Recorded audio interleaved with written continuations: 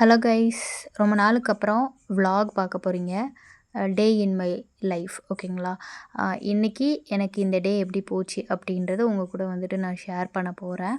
And முன்னாடி வந்து நம்ம விலாக்லாம் போட்டுட்ருந்தோம். அந்த மாதிரி இனிமேல் நான் போடலாம் அப்படின்னு சொல்லிட்டு ட்ரை பண்ணுறேன். ஏன்னா நான் லோன்லியாக இருக்கும்போது இந்த மாதிரி வீடியோஸ் எடுத்து அண்ட் அதை வந்து எடிட் பண்ணி போடுறது எனக்கு ரொம்ப பிடிக்கும். அதனால் சேம் அதையே கண்டினியூ பண்ணலாம் அப்படின்ட்டு இந்த டே. ஸோ காலையில் வந்துட்டு சமைச்சு முடிச்சதுக்கப்புறம் வீட்டுக்கு பக்கத்தில் வந்து இந்த கொடுக்காப்புளின்னு நாங்கள் சொல்லுவோம். ஸோ இதோட மரம் வந்து நின்றுது.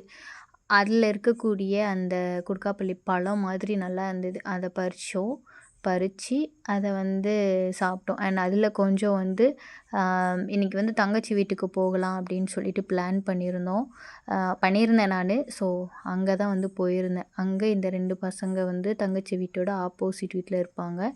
இவங்க கூட அப்படியே டைம் ஸ்பெண்ட் பண்ணிகிட்டு இருந்தேன். அந்த கொடுக்காப்புளியெல்லாம் வந்துட்டு கொண்டு போயிருந்தேன்.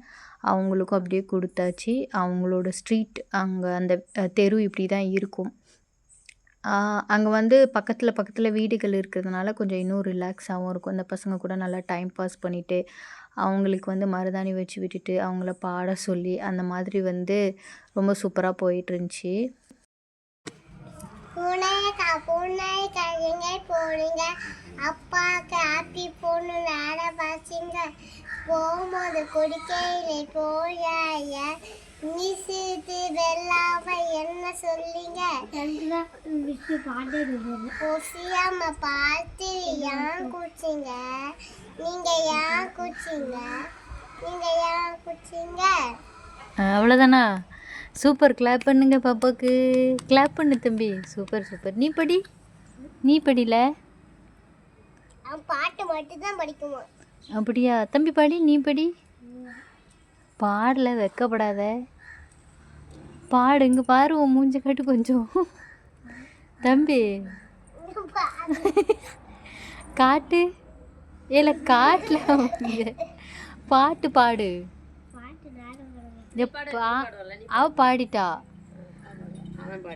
பாடு தம்பி. இது என்னது?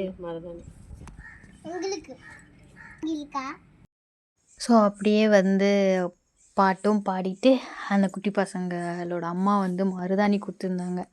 அதையுமே வந்து வச்சு விட்டாச்சு. அவங்களுக்கு வரும்போது தந்து விடுறேன் அப்படின்னு சொன்னாங்க. நானும் மறந்த மாதிரி அப்படியே வந்தாச்சு. அவங்களுக்கெல்லாம் சூப்பராக வச்சு விட்டுட்டு நல்லா ஃபன்னாக போயிட்டுருச்சு. கை நிறைய வைக்கணும் அப்படி இப்படின்ட்டு சூப்பராக வந்து வச்சு விட்டாச்சு. உங்களுக்கு வந்து இந்த மாதிரி மருதாணி வைக்கிறது அதெல்லாம் வந்து பிடிக்குமா அப்படின்ட்டு சொல்லுங்கள். ஸோ யார் யாருக்கெல்லாம் அந்த சைனஸ் ப்ராப்ளம் அந்த மாதிரி இருந்ததுன்னா கொஞ்சம் சேஃப்டியாக அப்படியே வந்து பார்த்து வச்சுக்கோங்க, ஓகேங்களா?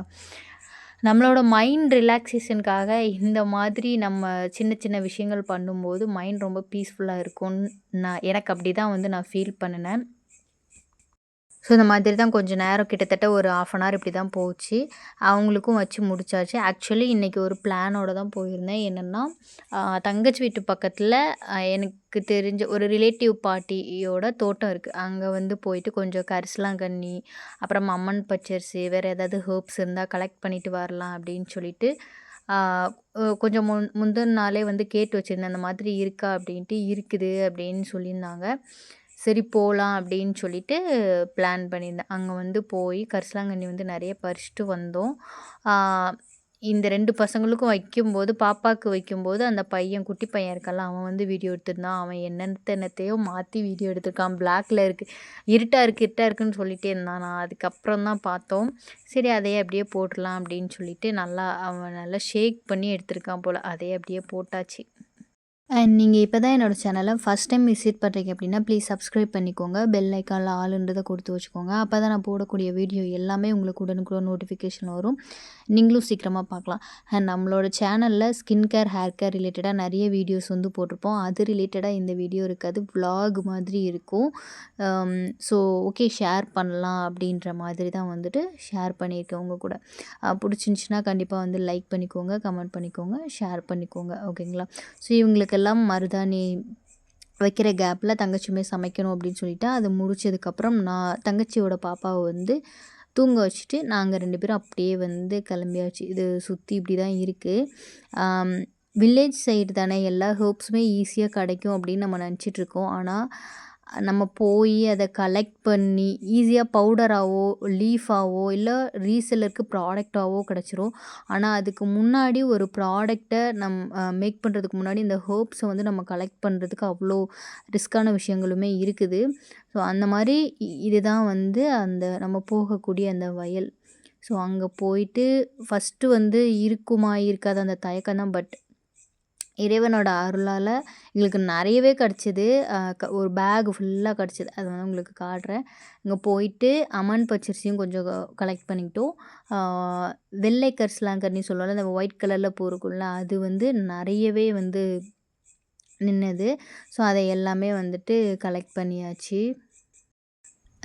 இந்த மாதிரி நம்ம கொஞ்சம் ஃப்ரீ டைம்லேயே வந்து இந்த மாதிரி நீங்கள் பிஸ்னஸ்லாம் பண்ணுறீங்கன்னா ஃப்ரீ டைம்லேயே இந்த ஹோப்ஸ் எல்லாம் நம்ம கலெக்ட் பண்ணி வடையாக தட்டி வைக்கிறதோ இல்லை காய வச்சு அதை பொடி பண்ணி வச்சுக்கிறது, இந்த மாதிரி நம்ம வைக்கும்போது நம்மளோட டைம் சேவ் ஆகும். அப்புறம் எல்லா சீசனுக்கு ஏற்ற மாதிரி நம்ம வந்து கொஞ்சம் கொஞ்சம் கலெக்ட் பண்ணி வச்சுக்கிட்டோன்னா நம்மளோட ப்ராடக்ட் ரெடி பண்ணுறதுக்கு ரொம்ப ஹெல்ப்ஃபுல்லாக இருக்கும்.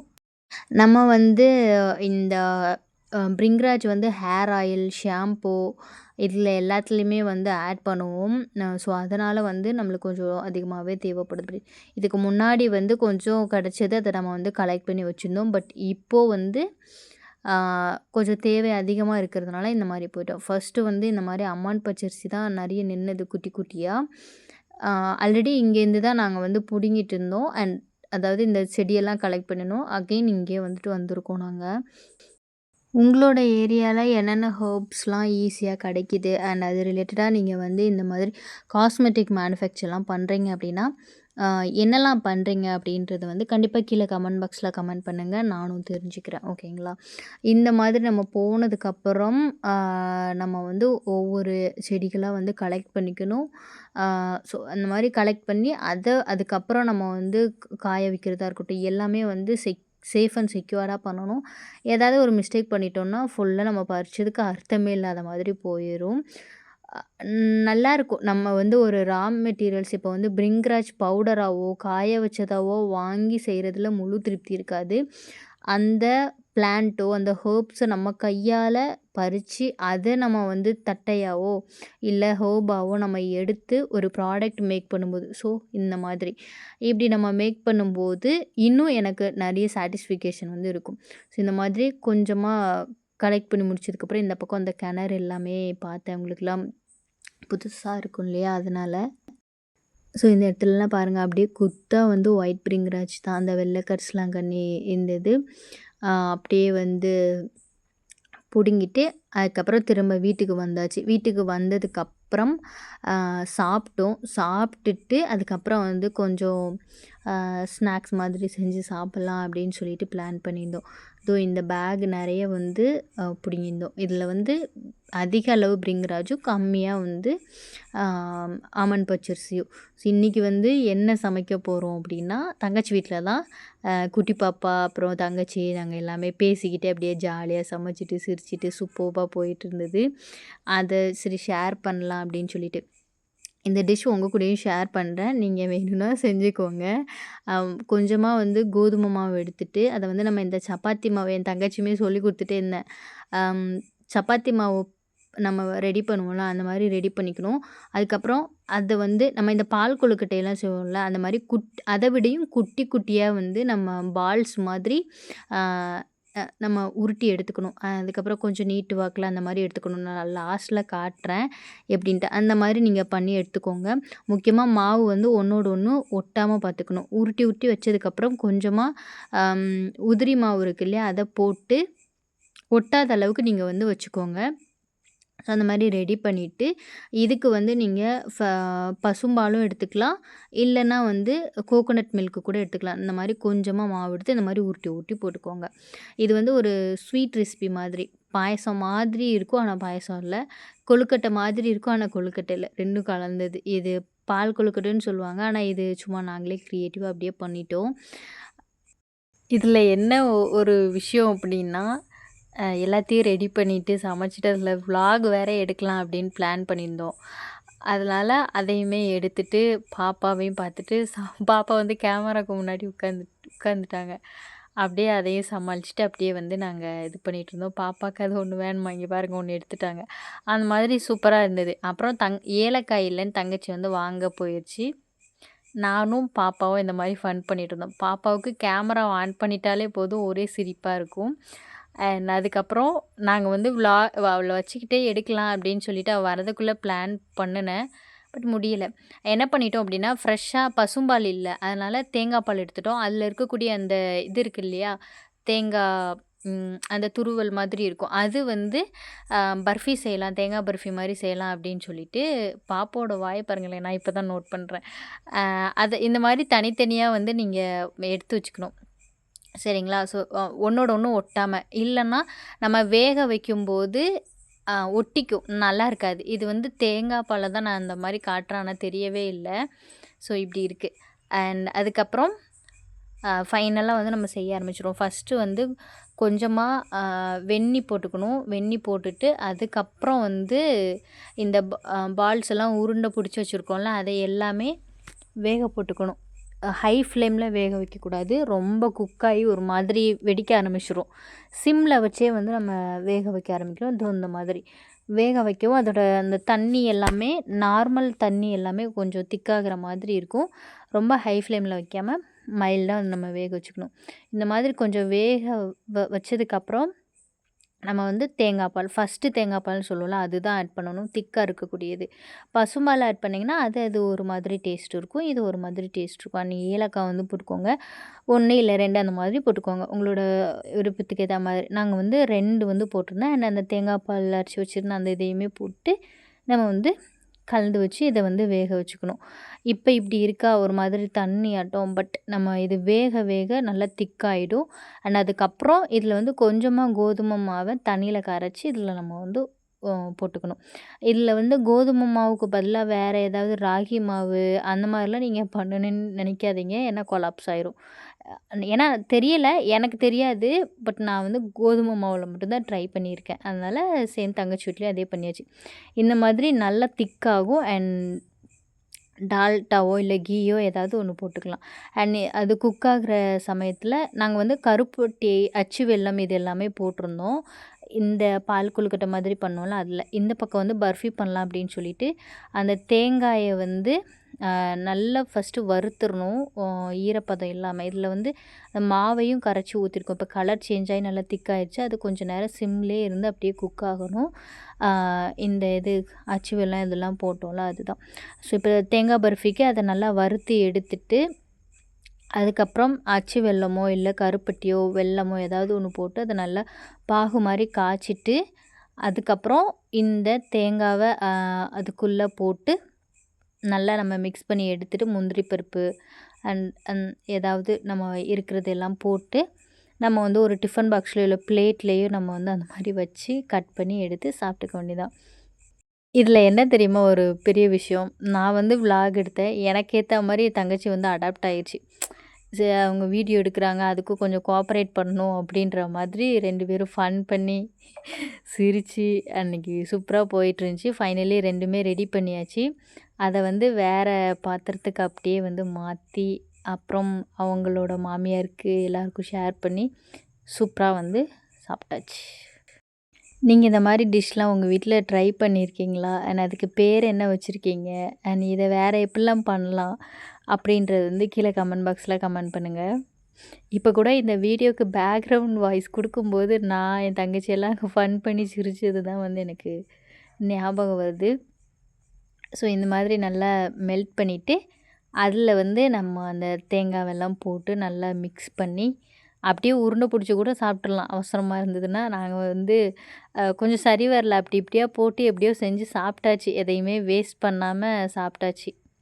பார்க்குறதுக்கு ஆனால் வந்து சூப்பராக இருந்தது, இது பார்க்குறதுக்கு வந்து ரொம்ப நல்லா இருந்தது.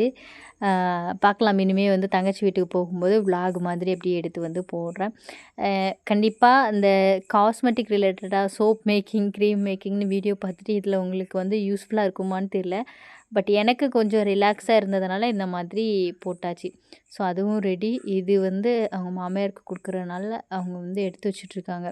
அப்படியே முடிச்சுட்டு அதுக்கப்புறம் வீட்டுக்கும் வந்து ப்ராடக்ட்ஸ்லாம் கொஞ்சம் ரெடி பண்ண வேண்டியது இருந்தது. நம்மளோட ப்ராடக்ட்ஸில் நிறைய பேர் வந்து இந்த ஹேர் சீரம் இந்த மாதிரி ரெட் கலரில் இருக்கிறதுனால கலர் ஆட் பண்ணியிருக்கீங்களா அப்படின்னு சொல்லி கேட்குறீங்க. எனக்கு தயவு செஞ்சு என்னோடய வீடியோஸ்லாம் செக் பண்ணி பாருங்கள். நம்ம எந்த ப்ராடக்ட்லேயுமே கலரோ ஆர்டிஃபிஷியலாக ஹெவியாக ஃப்ராக்ரன்ஸ் இந்த மாதிரி அதிகமாக ஆட் பண்ணாமல் மைல்டாக தான் ஆட் பண்ணுவோம். அதுக்கப்புறம் இந்த அம்மன் பச்சரிசியை பற்றி நிறைய பேர் கேட்டுகிட்டே இருக்கீங்க. நான் ரெடி பண்ணுறேன் அந்த இது வந்து மறு உதிர மாட்டேங்குது அப்படின்னு சொல்லிட்டு. அதாவது அந்த ஸ்டெம்மோடு போட்டு நம்ம வந்து யூஸ் பண்ணணும். இலைகள் மட்டும் இல்லாமல் அந்த பால் இல்லாமல் போயிடுச்சு அப்படின்னா அதில் பெனிஃபிட் இருக்காது. இந்த இதில் வந்து ஒரு பால் வரும், அதுதான் மெயின் பெனிஃபிட்டே.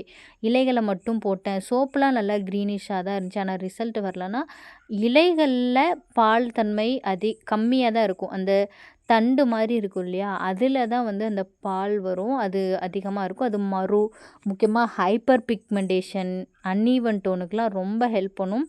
இந்த அம்மன் பச்சரிசி மருன்னு தான் எல்லாருமே ட்ரெண்ட் ஆக்கி விட்டுருக்காங்க. ஆனால் இது ஸ்கின்னை வந்து நல்லாவே லைட்டனிங்கும் பண்ணும். ஸோ நான் இது வந்து கொஞ்சம் அளவுக்கு அதிகமாக கிடைக்கிற டைம்லாம் வந்து காய வச்சுருக்கிறேன். இது வந்து ஹேர் ஆயில்லையுமே ஆட் பண்ணிக்கலாம். டேண்ட்ரஃப் ஹேர் ஆயில் அந்த மாதிரி ஆட் பண்ணிக்கலாம். அதோட விதைகள் வந்து காய வைக்கும்போது விதைகள் தன்னை போல் கீழே விழுந்திருந்தது. ஸோ அதை வந்து கலெக்ட் பண்ணி அப்படியே வந்து ஒரு பாட்டில் அப்படியே தூவி விட்டுட்டேன். மொத்தமாக வந்து வளர்ந்து வரட்டும் அப்படின்னு சொல்லிட்டு. இது ஃபுல்லாகவே அதோடய விதைகள் தான், குட்டி குட்டி விதை. ஆனால் காற்று அடிச்சதுன்னா பறந்து போயிடும், எங்கே இருக்குது நம்மளால் எடுக்கவே முடியாது அந்த மாதிரி. ஸோ நீங்கள் எந்த பிளான்ட் எடுக்கிறீங்கனாலும் ஃபஸ்ட்டு அதில் விதை இருந்துச்சுன்னா அதை கலெக்ட் பண்ணி அதை ஊனி வச்சுருங்க. அப்போயே அது எப்போயாவது உங்களுக்கு யூஸ்ஃபுல்லாக இருக்கும். நானும் அதே மாதிரி தான் இதில் வந்து இது வெற்றிலை கொடி வந்து ஊனி வச்சுருக்கேன். சரி இந்த பாட்டிலே இப்போதைக்கு ஊனி வச்சிடலாம் அப்படின்னு சொல்லிட்டு ஊனி வச்சாச்சு. அதுக்கப்புறம் ரீசெண்டாக வந்து எங்களுக்கு வெட்டிங் ஆனிவர்சரி வந்திருந்தது. அதுக்கு ஒரு சிஸ்டர் வந்து எங்களுக்கு கிஃப்ட் அனுப்பியிருந்தாங்க. அவங்க வந்து சூப்பர்பாக ஒரு கவிதையும் எழுதி அனுப்பியிருந்தாங்க. ரொம்ப தேங்க்யூ ஸோ மச். அவங்களுக்கு நான் வந்து கண்டிப்பாக அவங்க இந்த வீடியோ பார்ப்பாங்க. பார்த்தீங்கன்னா சிஸ்டர் கீழே கமெண்ட் பாக்ஸில் கமெண்ட் பண்ணுங்கள். அதாவது என்ன சொல்கிறது, நமக்கு நல்லது நினைக்கிறவங்க சில பேர் இருப்பாங்க. அதே மாதிரி நம்ம சில பேருக்கு நல்லது நினைப்போம், அந்த மாதிரி இருப்பாங்கள்ல. ஸோ அந்த மாதிரி ஒருத்தங்க தான் வந்து இவங்க.